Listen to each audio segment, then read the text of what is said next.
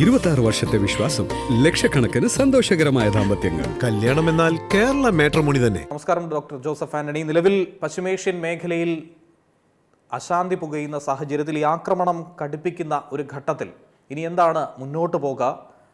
സമാധാന കരാറിനൊന്നും തന്നെ പ്രാബല്യമില്ല എന്ന നിലയിലേക്ക് കാര്യങ്ങൾ എത്തിയിരിക്കുന്നു. സമാധാനം വരില്ലേ? അല്ല, വീണ്ടും യുദ്ധത്തിന്റെ ഒരു സാഹചര്യത്തിലേക്ക് തന്നെയാണ് ഇറാനും അമേരിക്കയും നീങ്ങുന്നത് എന്നൊരു ഭീതി തന്നെയാണ് വാസ്തവത്തിൽ നമുക്കുള്ളത്.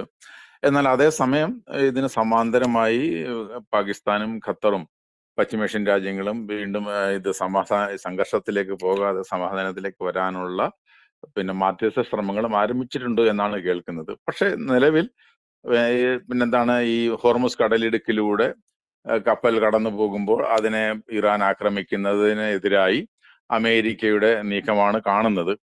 ഇത് രണ്ടും, ഈ അമേരിക്കയുടെ നിലപാടും ഇറാന്റെ നിലപാടും വാസ്തവത്തിൽ തുടരാനാണ് സാധ്യത. അതാണ് അതിൻ്റെ എനിക്ക് തോന്നുന്നത്. എന്റെ കാരണം എന്താന്ന് വെച്ചാൽ, നമ്മൾ പലപ്പോഴും നേരത്തെ പറഞ്ഞിട്ടുള്ളത് പോലെ ഹോർമുസ് കടലിടുക്കിലൂടെ കപ്പൽ ഗതാഗതം സുഗമമായി ആരംഭിക്കണം എന്നുള്ളതായിരുന്നു ഇവര് തമ്മിലുള്ള MOU, മെമ്മറാണ്ടം ഓഫ് അണ്ടർസ്റ്റാൻഡിങ്ങിലെ വ്യവസ്ഥ.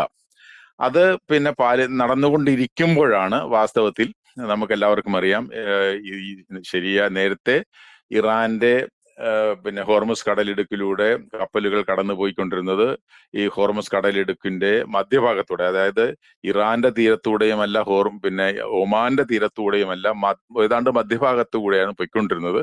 എന്നാൽ യുദ്ധം ആരംഭിച്ചതിന് ശേഷം ആ ഭാഗങ്ങളിൽ പലയിടങ്ങളിലും മൈനുകൾ വിതറി എന്നുള്ളത് കൊണ്ട് ഇറാന്റെ തീരത്തു കൂടിയുള്ള പുതുതായിട്ടുള്ള ബദൽ പാതയിലൂടെ പോകണം എന്നാണ് നിർദ്ദേശിച്ചിരുന്നത്.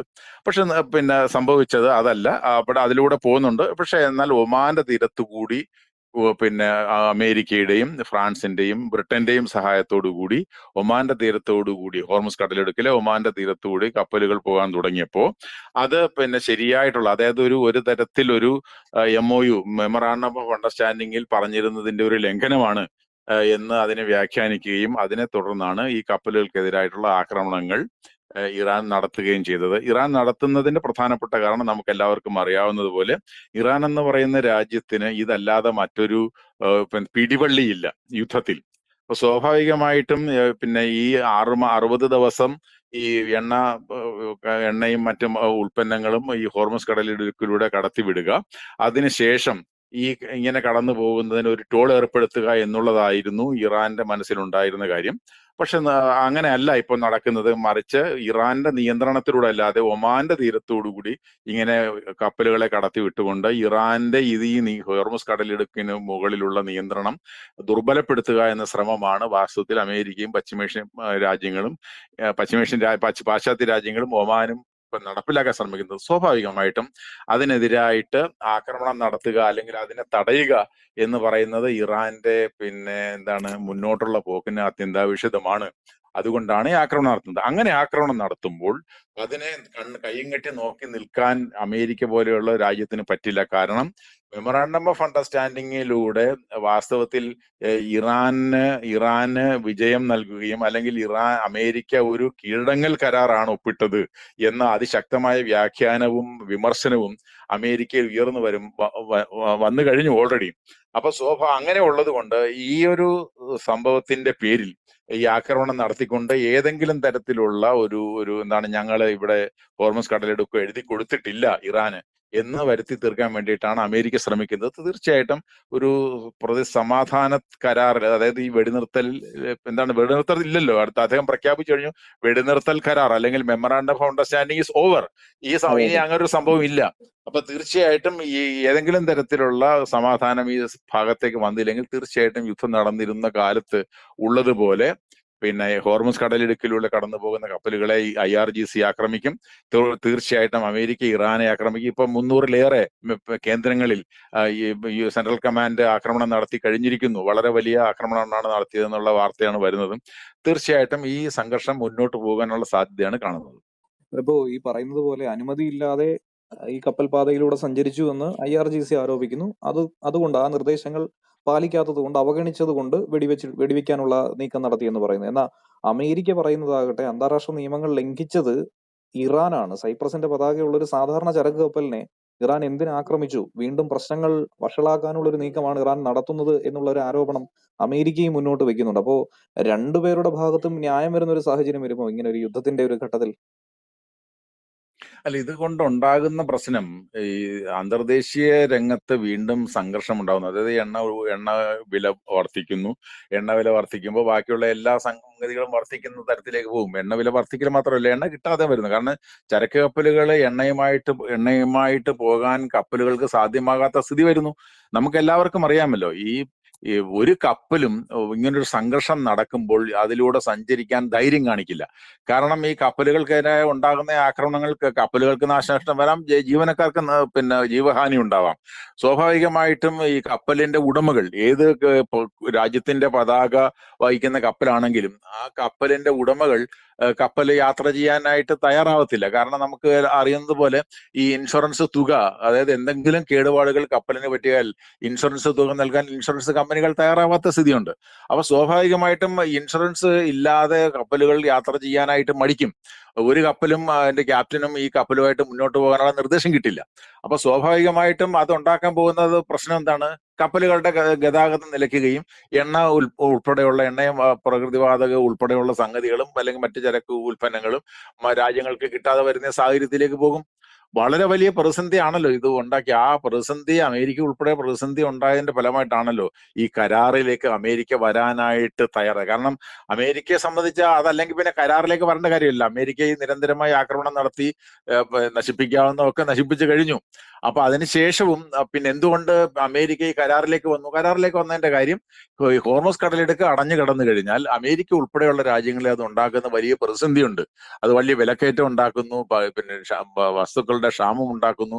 അമേരിക്കയിൽ മാത്രമല്ല, ലോകത്തൊട്ടാകെ ഉണ്ടാക്കുന്നു. ഇങ്ങനെ ഒരു സാഹചര്യം ഉള്ളത് കൊണ്ടാണ്. അത് നേരത്തെ അങ്ങനെ തന്നെയാണല്ലോ. കാരണം നമുക്ക് എല്ലാവർക്കും അറിയാമല്ലോ, ഹോർമസ് കടലിടുക്ക് തുറന്നു കിടക്കുകയായിരുന്നു.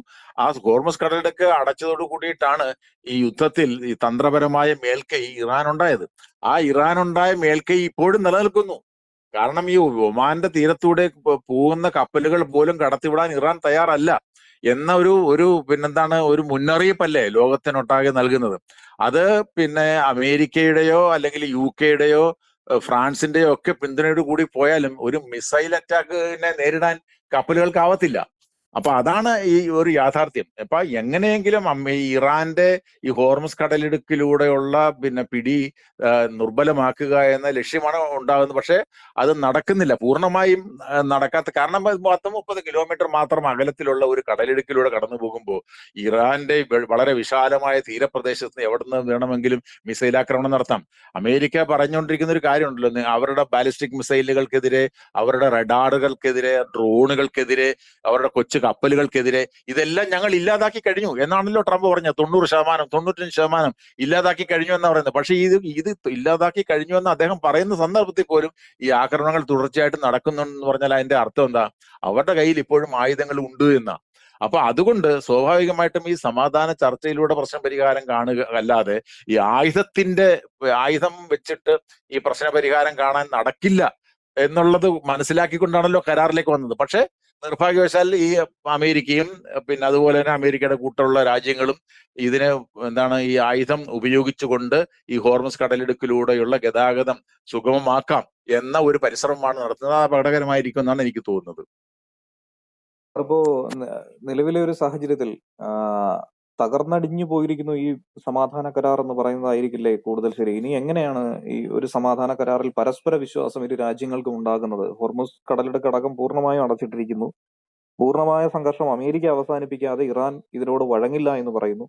എന്നിരുന്നാലും അങ്ങനെ ഒരു യോജിപ്പിലേക്ക് എത്തിക്കഴിഞ്ഞാലും പരസ്പര വിശ്വാസം അത് രണ്ട് രാജ്യങ്ങൾക്ക് നഷ്ടപ്പെട്ട ഒരു സാഹചര്യം കൂടിയല്ലേ ഇപ്പോഴുള്ളത്? പരസ്പര വിശ്വാസം ഇല്ലെന്ന് രണ്ട് കൂട്ടരും വളരെ വ്യക്തമായി അങ്ങോട്ടും ഇങ്ങോട്ടും പറയുന്ന കാര്യമാണല്ലോ. ഞങ്ങൾക്ക് ഈ അമേരിക്കയെ വിശ്വാസമില്ല എന്ന് പറയുന്നു, അമേരിക്ക ഇറാനെ വിശ്വാസമില്ല, ഇറാനുമായിട്ട് ഇടപെടാൻ കൊള്ളാത്തവരാണ്, വിശ്വസിക്കാൻ കൊള്ളാത്തവരാണെന്ന് ഡൊണാൾഡ് ട്രംപ് പറയുന്നു. ഇത് രണ്ടു കൂട്ടരും പരസ്പരം ഉന്നയിക്കുന്ന ആരോപണമാണ്. പക്ഷെ നമ്മൾ മനസ്സിലാക്കേണ്ട ഒരു പ്രധാനപ്പെട്ട കാര്യം, ഇതിനകത്ത് രണ്ട് കാര്യങ്ങളുണ്ട്. ഒന്ന്, ഞാൻ പറയും അമേരിക്ക ആണ് കൂടുതൽ വിശ്വസിക്കാൻ കൊള്ളാത്ത രാജ്യം എന്ന് ഞാൻ പറയും. എന്തുകൊണ്ട് ഞാൻ പറയും? അമേരിക്കയും ഇറാനും തമ്മിൽ ആണവ ചർച്ച നടന്നുകൊണ്ടിരിക്കവേ, ഈ പ്രശ്നത്തെ സംബന്ധിച്ചുള്ള ചർച്ചകൾ നടന്നുകൊണ്ടിരിക്കവേ, പ്രശ്നങ്ങൾ ഏതാണ്ട് തീർന്നു എന്ന് പറയുന്ന തരത്തിൽ മധ്യസ്ഥനായിട്ടുള്ള ഒമാന്റെ വിദേശകാര്യമന്ത്രി ബദർ അൽ ബുസൈദി ലോകത്തോട് വിളിച്ചു പറഞ്ഞു, സമാധാനത എത്തിയിരിക്കുന്നു, ഇറാൻ ഈ പറഞ്ഞ കാര്യങ്ങളിലെല്ലാം എത്തിയിരിക്കുന്നു. നമുക്കെല്ലാവർക്കും അറിയാമല്ലോ, ഇപ്പോ ഈ കരാറിൽ എത്തിച്ചേർന്നതിന് അമേരിക്ക പറഞ്ഞ കാര്യം എന്താണ്? ഇറാന്റെ ആണവ പദ്ധതികളെല്ലാം അവസാനിപ്പിക്കാൻ ഇറാൻ സമ്മതിച്ചിരിക്കുന്നു. ഇന്റർനാഷണൽ അറ്റോമിക് എനർജി ഏജൻസിയുടെ ഇൻസ്പെക്ടർമാരെ ഇറാന്റെ ആണവ കേന്ദ്രങ്ങളിൽ പോകാൻ അനുവദിച്ചിരിക്കുന്നു. അവര് സമ്പുഷ്ടീകരിച്ച യുറേനിയം താഴത്തെ ലെവലിലേക്ക് കൊണ്ടുവരാൻ സമ്മതിച്ചിരിക്കുന്നു. ഈ പറഞ്ഞ കാര്യങ്ങൾ സമ്മതിച്ചിരിക്കുന്നു ഇറാൻ ചർച്ചകളിൽ എന്നതുകൊണ്ട് ഞങ്ങൾ യുദ്ധം നിർത്തുന്നു എന്നല്ലേ അമേരിക്ക പറഞ്ഞത്. ഇത് യുദ്ധം ഫെബ്രുവരി മാസം 28 തുടങ്ങുന്നതിന് മുമ്പ് ഫെബ്രുവരി മാസം 26 ഇറാൻ ഒമാന്റെ വിദേശകാര്യമന്ത്രിയോട് പറയുകയും ഒമാൻ വിദേശകാര്യമന്ത്രി മാർക്കോ റൂബിയോടും അമേരിക്കൻ ഭരണകൂടത്തോടും പറയുകയും ലോകത്തോട് പത്രങ്ങളിലൂടെ വിളിച്ചു പറയുകയും ചെയ്ത കാര്യമാണ്. അപ്പൊ എന്ന് പറഞ്ഞാൽ എന്താ, ഈ കാര്യങ്ങളെല്ലാം സമ്മതിച്ചു എന്ന് പറഞ്ഞതിന് ശേഷം എന്തിനു വേണ്ടിയിട്ടാണ് ഇറാനെ ആക്രമിച്ചത് അമേരിക്ക? അപ്പൊ എന്ന് പറഞ്ഞതിന്റെ അർത്ഥം എന്താ? അത് അപ്പൊ മാത്രമല്ല, 2025 ജൂൺ മാസവും ഈ ചർച്ചകൾ നടന്നുകൊണ്ടിരിക്കുന്ന വേളയിലാണ് നിങ്ങൾക്ക് 5 ദിവസം തരുന്നു, 10 ദിവസം തരുന്നു എന്ന് പറഞ്ഞുകൊണ്ട് ആ 10 ദിവസം തീരുന്നതിന് മുമ്പല്ലേ ഇറാനെതിരെ അന്ന് 2025 ജൂൺ മാസം ആക്രമണം നടത്തിയത് എന്ന് മാത്രമാണോ? അന്ന് എന്താ നമ്മൾ ലോകത്തോട് ഡൊണാൾഡ് ട്രംപ് പറഞ്ഞത്?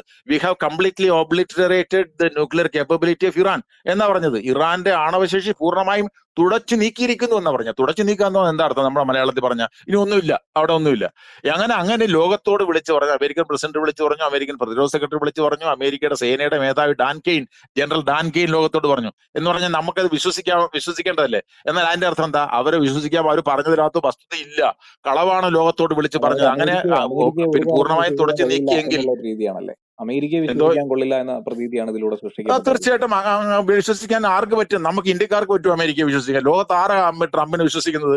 ഇപ്പൊ പറയുന്നത് മാറ്റി പറയും. ഇപ്പൊ കരാർ, അദ്ദേഹം തന്നെ പറയുന്ന കാര്യം എന്താണ്? കരാർ പോയി, തീർന്നു, എന്നാൽ ചർച്ചകൾ തുടരാം എന്ന് പറയാൻ എന്താ അർത്ഥം? ഈ ഒരേ വൈരുദ്ധ്യങ്ങൾ നിറഞ്ഞ നിലപാടാണ് അമേരിക്ക തീർച്ചയായിട്ടും എടുക്കുന്നത്.